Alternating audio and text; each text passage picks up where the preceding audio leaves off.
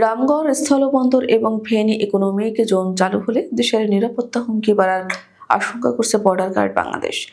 এক গোপনীয় প্রতিবেদনে বিজিবি দেশের নিরাপত্তা ও সার্বভৌমত্ব রক্ষার স্বার্থে রামগড় স্থলবন্দর এবং ফেনী অর্থনৈতিক অঞ্চলে চালু না করার সুপারিশ করেছে।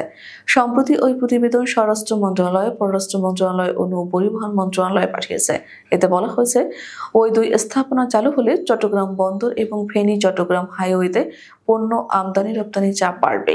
এই দুই স্থাপনায় যাতায়াতের সুযোগ নিয়ে পার্বত্য চট্টগ্রামে বিচ্ছিন্নতাবাদী বা সন্ত্রাসীদের আনাগোনা বাড়ার আশঙ্কা করা হয়েছে। ভারতের সঙ্গে চট্টগ্রাম ও মোংলা বন্দর ব্যবহার সংক্রান্ত চুক্তি সংশোধনেরও প্রস্তাব করা হয়েছে এই প্রতিবেদনে।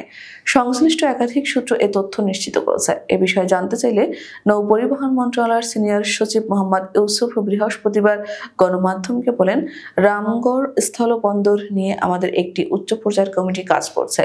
ওই কমিটির কাছে এই প্রতিবেদন পাঠানো হয়েছে। ওই কমিটির প্রতিবেদন পাওয়ার পর সিদ্ধান্ত নেওয়া হবে। তিনি বলেন, দেশের জন্য যে পদক্ষেপ ভালো হবে সেই পদক্ষেপ নেওয়া হবে।